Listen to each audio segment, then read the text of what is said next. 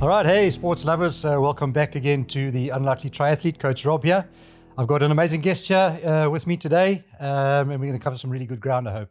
So I've got to be honest, I'm cheating a little bit, Jack, because I can never remember all the notes. But very basically, Stuart Wade is my guest today, and really he's got quite an impressive bio, and I've managed to pick out some keywords there, and then Stu's going to tell us all about the rest. High performance mindset coach, clinical hypnotherapist, lifelong martial artist, so don't go picking any fights here, and 4 times world champion amongst it as well. And Stuart's bold vision, as he puts it, is to elevate human potential at the highest levels in order to create lasting and global change. And as I always say, is like, let's just make the world a better place, right? So without further ado, Stuart, is Stu okay? Do people call you that? Am I going to get a smack for that? Stuart, rather? I think you'll be okay with Stu. Yeah. It'll be okay with Stu. All right. Hey, welcome to the show, man. It's really good to have you here. And tell us a little bit about yourself. Give me the start. Well, thank you for having me on today, Rob. It's been quite an experience already, and I'm looking forward to all the topics that we get into. I'm sure we're going to meander a little bit and weave in some different things across the podcast today, but I'm looking forward to it. Yeah. Yeah, no, cool. So I guess we had a little chat beforehand because, as I say, we don't want to spoil the whole thing for the show, right?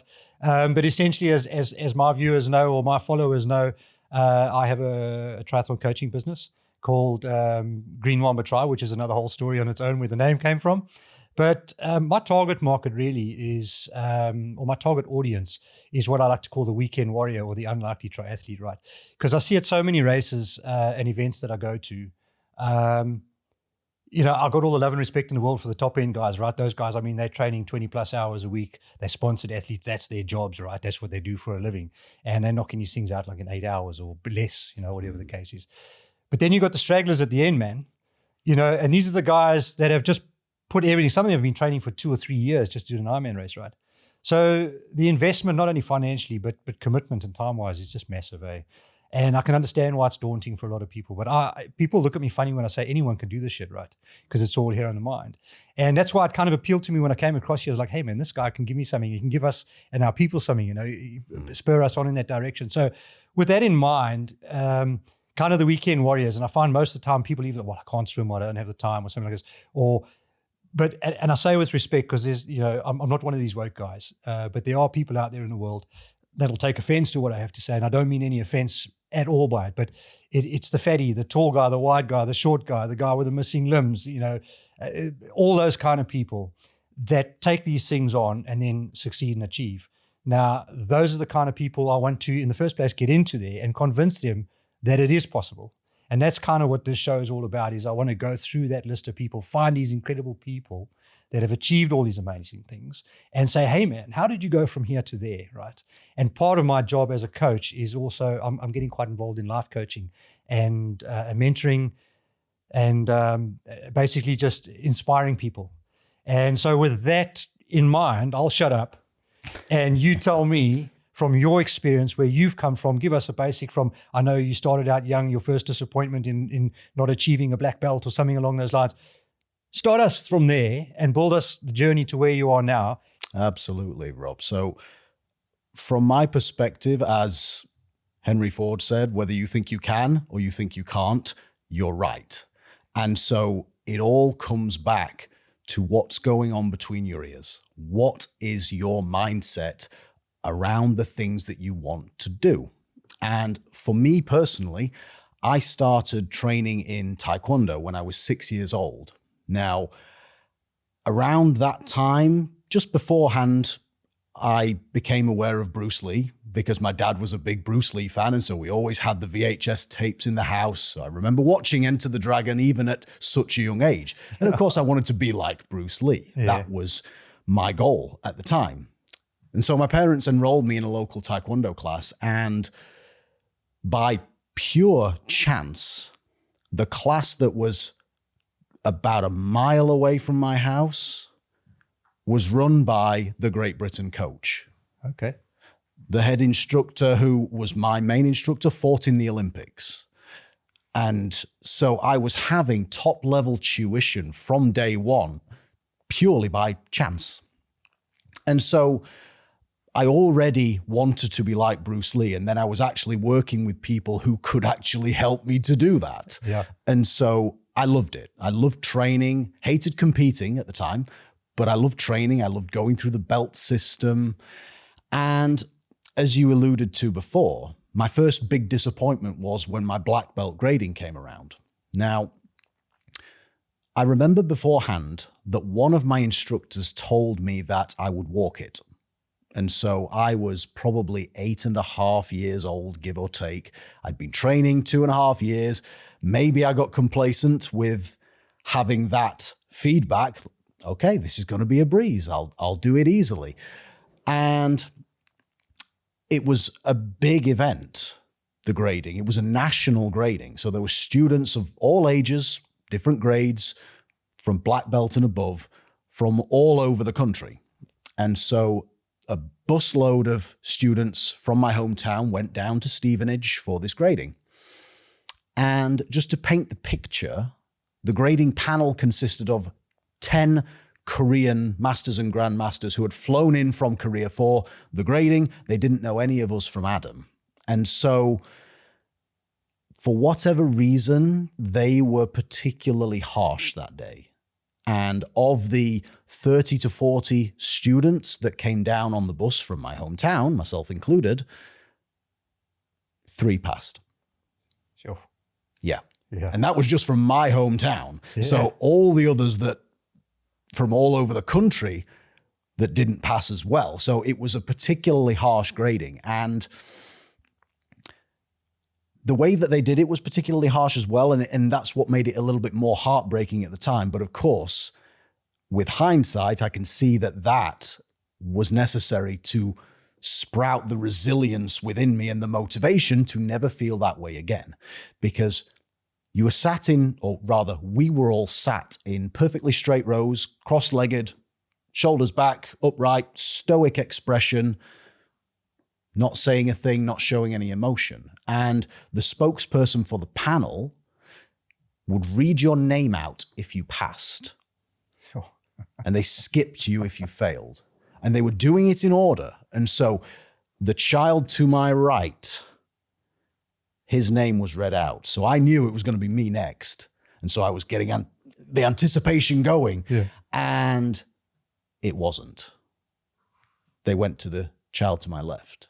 So I knew in that moment that I'd failed.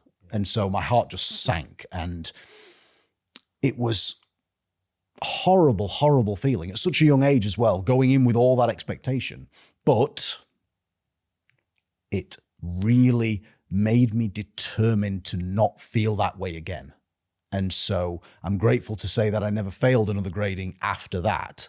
And it really sparked a fire within me to tap into my mindset a little bit more, even at such a young age, to really build that mental strength to do whatever it took to get the desired results. You know what, I can resonate with quite a lot of that, hey, Stu. It was, that's hardcore at that age, hey, because I can imagine, I've been in, not at that level, but in similar situations, you know, and that disappointment, hey, it's like a massive kick in the nuts, isn't it? And you just sit there and you feel like a complete arse because everybody's watching, right? I know that feeling. And it's hardcore. And, you know, 2 things I pull out of that, hey. The first one is what I've noticed with a lot of people, and I think it's just a natural human instinct, hey, is the first thing is it's to blame, those Korean guys came over and they didn't like us because we're all Westerners and we're stealing their martial. I don't know. I'm just making shit up, right? But there's that immediate thing, hey, I think majority of people go straight into that mode, and correct me if I'm wrong, is like, what went wrong? What else went wrong that I couldn't, instead of saying, okay, let me learn from this. Now, the lesson you took from that, to me, there's something in that. And I'm one of those guys who also at a very early age, a kid who was bullied and so on.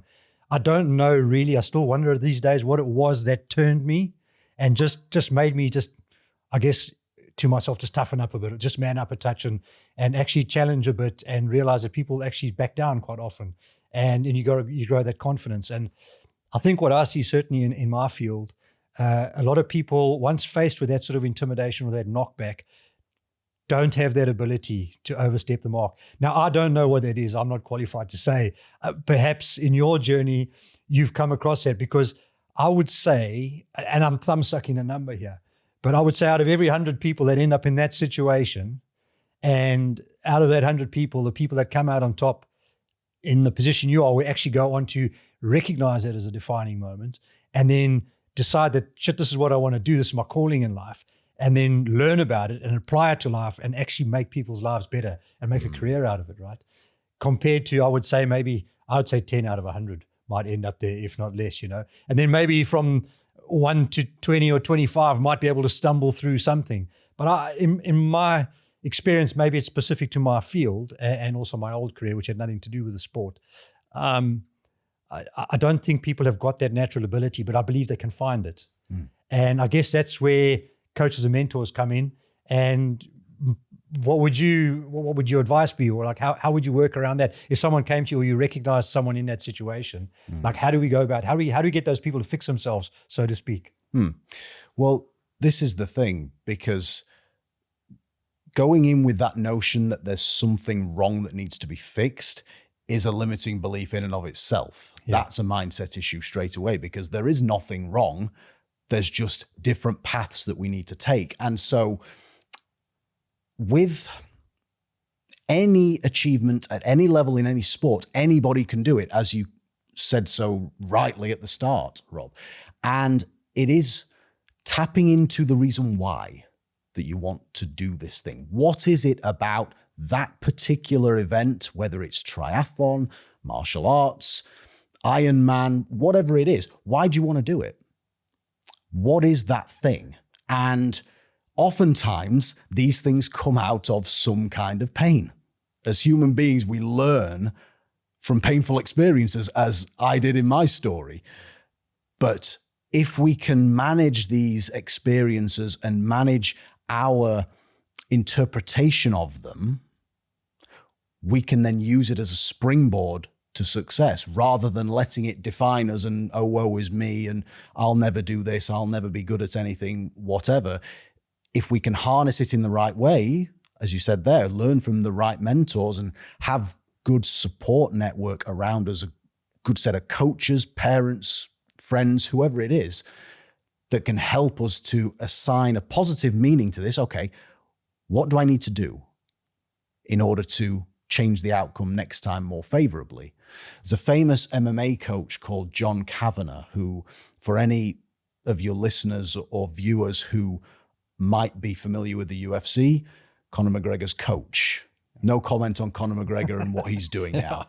I used to be a big fan, but anyway. And John Kavanagh has a book called We Win or We Learn. And that's his entire philosophy. And it's such a brilliant way to approach things, because if we get the winning outcome, great. We did what we needed to do, and it was the right thing on the day to get us the outcome that we wanted. If we didn't, okay, what can we learn from this? What do we need to change and adapt so that next time we make it more likely that we do get the winning outcome that we want? I like that, man. You know what? And actually, as you say that, it kind of reminded me, because I'm not a business guy, right? I'm like a sports guy, and I work with my hands. So this whole business thing and starting up is quite new to me. And I've always been like just horrifically independent, to the extent of just not taking help. And that's obviously something that's happened in the past. I'm not saying traumatic childhood or anything like that, but there's something that I've learned. But I've taken on board business coaches now, right? And they're helping me get through the stuff. And they've certainly started helping me fix, again, so to speak. I say fix, it's not necessarily something's broken, but just change the way I look at things and look at my life. And it's actually helped me to go back and recognize that a lot of these things are to do with an experience that I've had. And when you embrace those things and you acknowledge them, if I'm going down the right road here, and you deal with them, it makes the next step you take that much easier. And one of the first things that I've learned from these guys is absolutely what you said there, the why, right? Like why. And once you've got a why, I guess, does that tie in with like purpose? You've got purpose. And I mean, at a very simple level, as disciplined as I am, as much as I like my sport, because at the end of the day, I think we spoke earlier in the week about it. It's a massive getaway for me. I'm a guy who struggles with mental health and those type of issues. And when I get out and run, my missus will say to me, go for a run or go for a ride, because she knows no matter how shit I am, when I come back, I'm always in a better mood. Those natural endorphins come up and they get you going, So I'm a huge advocate of that. So it's finding the why, really, And when you got the why, you got the purpose. And that's what I was going to say. So if I sign up for a race and I've paid the $300 or $400 and it's in 8 months' time, you ain't stopping me from doing shit. There is nothing can stop me from getting out of bed at 4 a.m, and go ride for 2 hours, whatever the case is. It's because I've got a purpose now. The purpose may not necessarily be the why. Why am I doing the race? I want to impress my buddies, or I want to achieve something, or I just feel like I need to do something with my life. But once you've, I guess, recognized that, then you've got a purpose, and then that gives you something to work towards. And I guess that's kind of what I'm trying to say to the people out there, that like the young lady I spoke to this morning, well, not the young 55, my dear sister. She was a prime example because there was nothing she could do, with the diabetes and all this kind of stuff, and the thyroid, and everything was a drama. And then she just did the first little fun race, which was like, a little splash across a pool and a crusty old bike around a golf course and a little trot. And the feeling she had at the end of that was like she'd climbed Mount Everest, And that's what I'm trying to get people to do, just to take that first step. And okay, even if you're not sure about the why, or even if you say to me, oh, there's no way I can do it. Okay, I agree with you. There's no way you can do it. But humor me and let's go. Let's see how far we get.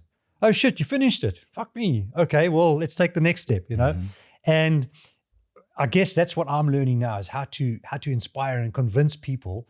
Forget about that outcome. Let's have a goal, because if you aim here, you get here. But if you aim here, you'll get there, So I guess that's, I don't know, kind of combining the why with the motivation. I guess what I'm trying to get at. I don't know how that ties in with what you. Yeah, absolutely. And this is the thing where you have that thing that you want, and then if you can appreciate the reason why you want that, the how will figure itself out, because the desire is there, the target is there, and we don't necessarily know every single step along the way that it's going to take to achieve that thing. Yeah. So all we can do is just keep putting one foot in front of the other, going in our best guess, essentially, direction that's going to get us there. And with the help of coaches and mentors and people that can guide us on the path, that's going to help make sure that we are on the right path to getting that outcome. But as you said before, Rob, the outcome is almost irrelevant, because it's about the process. Absolutely. And we can't control the outcome. You might win, you might not. There's so many factors that can come along with that. But if you're taking the actions that can help you, then you're moving forwards, you're making progress, and you don't have to be an elite athlete to do that. Anybody can do that. Yeah. It is just a matter of putting one foot in front of the other in the general direction of the thing that you want to achieve.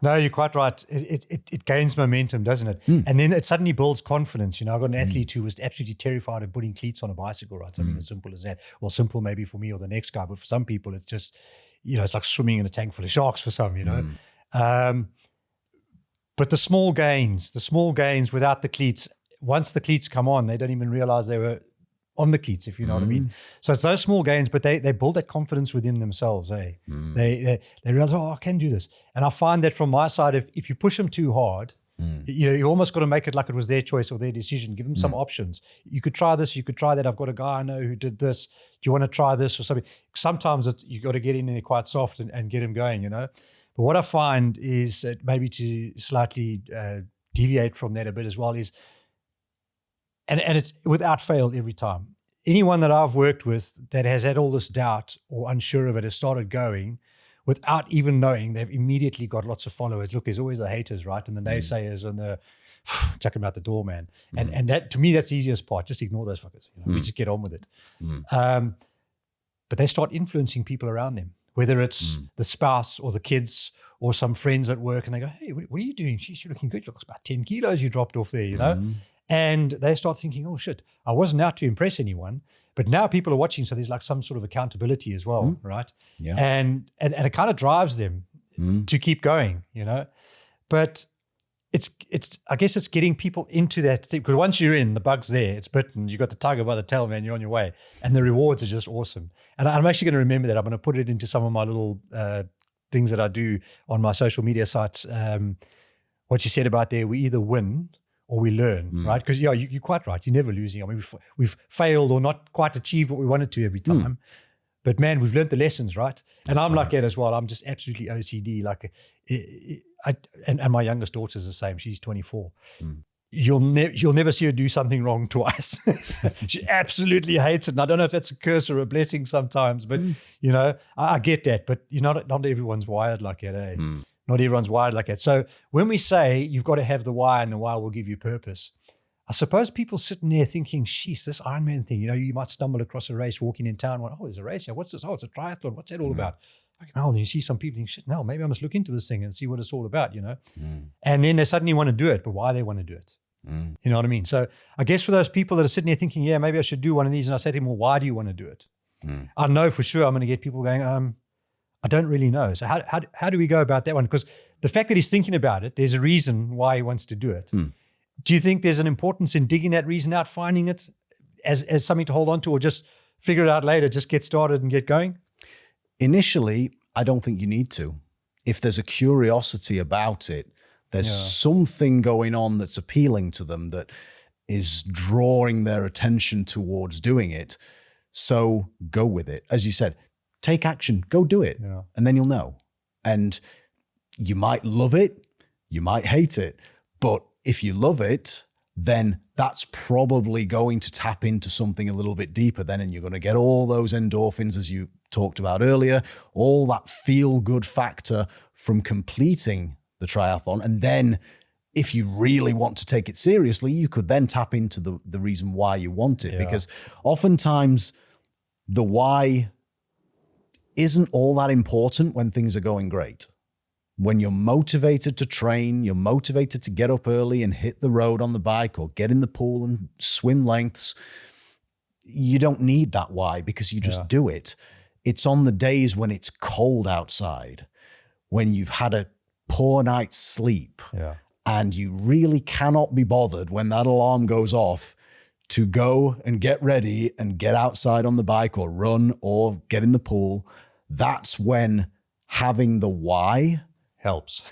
Really helps. Really helps at that point. So so I guess that's quite a good point as well. I'm learning some shit here, because as a coach, I will then, with new athletes, try and work a why into it, so that when they do have those days, I can say, listen, when you have those days, this is where you take your heed, and it'll get you through, because I know once they've achieved something, even at a small level, and I've seen it with a handful of these athletes that I've worked with now, once they get that high, they want it again. It is addictive, right? And even my youngest daughter, who just had no interest in sport, is out running most days now. And she doesn't know why. And I'm telling her, well, it's those natural endorphins. Your body will physically become addicted to that stuff, and that's all the good stuff for you. Your mind just shuts out everything. It doesn't mean your problems go away and you don't have to deal with them. You have a break from them, and you come back with a fresh palate, with a clean slate. And you get a fresh start at it, and you go from there. So I really like it. Like a couple of little tools there that I'm going to take away and use with the guys. Something that I wanted to ask you as well, and I'm looking there just for the correct terminology. So clinical hypnotherapist. So, I mean, that's something I've always been fascinated by, right? And I'm very open-minded on all these kind of things. I mean, I suppose it would have to be some really extreme cases in the kind of field that I'm doing, or something like that, how would that play a role in someone who's, for example, there's all these sort of just get viewership type of shows on TV where, they get all these overweight people in Biggest Loss. I mean, neither here nor there on any of those things, but someone like that might get into a situation where there's just so much pressure on it, and they feel like they're not going, that sort of extreme example I'm talking about now. Should I put myself in the spotlight? Everyone's watching me. I'm going to let everybody down, that kind of thing. Would that be an area where someone would, I guess what I'm getting at is the psychological aspect of it all. You can get off hell for leather, and then, if you haven't got the coach or whatever, then you've done it all wrong. You've got the wrong shoes. You've hurt your legs. You've got an injury now. You've paid money for the race, all that kind of stuff. So, I mean, short of going all the way to the extremes of hypnotherapy, just maybe fill in some blanks there, or have some input on, how we could apply those sort of tools, or what people could go to, or what they could do from, I guess, from an entry level up to the top end that would assist them in those sort of thought processes. Yeah. So those things that you use there as an example are lots of limiting beliefs and excuses and reasons why we can't or shouldn't do something. And our brains are great at doing that, because our brains, our subconscious mind, it wants us to survive and reproduce. Doesn't want to make us happy, doesn't want to make us achieve the goals and strive for that profound realization, self-actualization, and all of these terms. It doesn't want any of that. It wants you to live and create the next generation. And so it will throw up reasons that are going to protect us, and I'll use air quotes for that, protect us from perceived threats. And so the things that you talked about there, being in the spotlight and people looking at you when you're going to do this thing, whether it is the weight loss or if you're new to triathlon, let's use that as an example, and you're worried about what people will think, that's your brain trying to protect you from the perceived threat of other people's judgment, because we have the same circuitry in our brains and bodies that we did all those thousands of years ago when we'd be leaving the cave and there could be a saber-toothed tiger around the corner ready to pounce. But now, in the modern world, and particularly in the Western world, that's not a threat. We're not going to leave this podcast studio and get pounced on by a saber-toothed tiger. It's not what happens now, but our brain looks for these perceived threats. And when it can't find those, it latches them on to other things like other people's judgment, especially when we're doing something that's new or novel, something that we're not quite confident in yet. And it's going to throw these things into our consciousness, into our awareness, to try and stop us from doing them. And so we can't consciously do anything about that. Our conscious mind, the prefrontal cortex, the bit of the brain that developed later, that is great for critical thinking, but it won't influence the subconscious. The subconscious is the operating system that's running the show.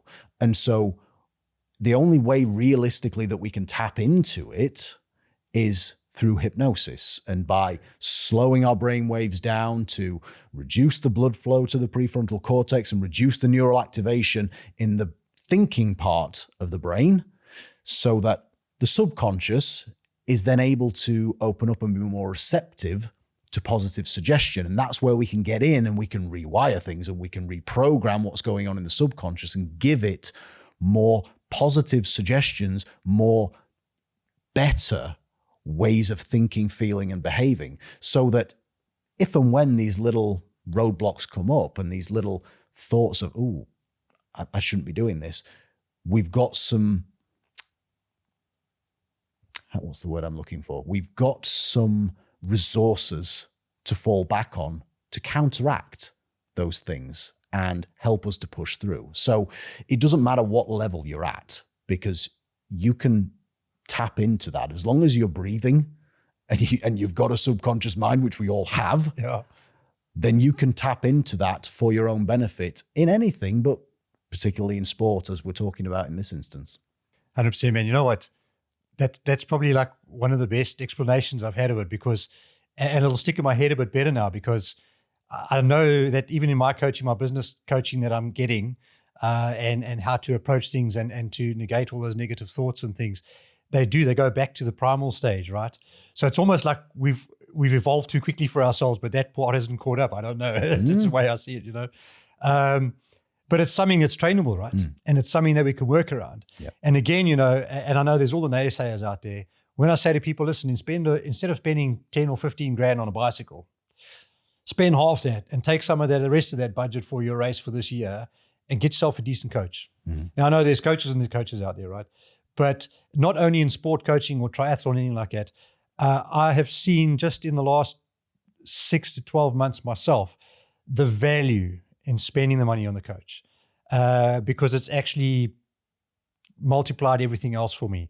And my initial inhibitions were, can I really afford it? Or what can I? now I'm starting to realize that actually I can't not afford it. You know what I mean? And so you find a way to do it. Now everybody thinks, okay, well, he's punting because he wants to sell. There are thousands of athletes out there. You know, there's more than enough sunshine for everyone. So it's not an issue of finding athletes to coach. But especially the mid-range guys, my target guys, my weekend warriors, you know, my lovely lumpy girls, you know, whatever the case is, who just think they're not worthy of it. And I've had people like, oh no, that's for the supreme athletes. I go, no, ooh, you don't believe the value in being able to do stuff like this, you know. And so I try and, I mean, I've got guys that I've got into my community, they're humming and haw about the coach and the money. I said, okay, well, forget about paying me for now. Just join my community. That's free. And so once a week we have like a Zoom session and that type of thing. So people come on in, they start listening and learning. And I say, follow my social media. It doesn't cost you anything. And if you like what you see and you think, hey, this guy might know what he's talking about, or I like his philosophy or his style, you'll learn some stuff. And I've found just by that, I've actually got a few athletes in, and I haven't tried to actively market or hook them in. Because me as a person, I genuinely want to see people do cool stuff. Because I can promise you now, I'm that guy who's come from that place where things weren't working for me, you know, as a little kid even. And I don't know how or what, but something twigged in me and I just turned that around. And I've realized that once you cross that flipping hole, you cross that gorge, man, you look back and you go, what the fuck was that all about? You know what I mean? Right, where's the next gorge? Let's go, you know? And I genuinely believe that. And I have an absolute passion. And it just so happens that sport is my passion and I love triathlon. So, and I've seen what it can do for people, and you don't have to be an athlete, right? And this show, this podcast that I'm doing, I've been up in the air about names and everything like that because I started with the unlikely triathlete. But it's going to evolve into the unlikely champ because it's going to involve everyone in life. Any kind of sport or even just taking on business, like read a book. I've never read a book. You know, that's a massive daunting task for some people. So, you know, I want to cover everything, but I'm starting somewhere, right? And it'll come to that. So that's, I've come out of a big high-end business industry that I used to work in, and the world needs to change. And I'm not one of these big bear huggers, I'm here to save the world. I've always thought about what's little old me going to do, you know? But if I can change one person and they can change one or two people, that'll start to grow, and it grows exponentially, you know. And I honestly believe in that. At the end of the day, I'll earn a living as well, but that'll come because I honestly believe it. I know people say, and I raise my kids like this, do what you love. And if you love it, you'll be good at it. And if you're good at it, the money will come. Now, my parents were the opposite way around. Dad was like, you got to go and get a degree and have a proper job, and then you'll have the money to do anything you want. I'm the other way around, you know. And so I have no issue with the money because I know that'll come. That'll be provided because I'm serving the world, I suppose, to speak, and serving people. And that is genuinely from my heart and soul. That's my mission, you know. And that's why when I read your bits and pieces, I was like, okay, you got a similar mission, and correct me if I'm wrong, but my understanding is like you want to target the big dogs, right? The boys that have already made it, because they all started somewhere, right? They were all a little guy or a little gal somewhere along the line.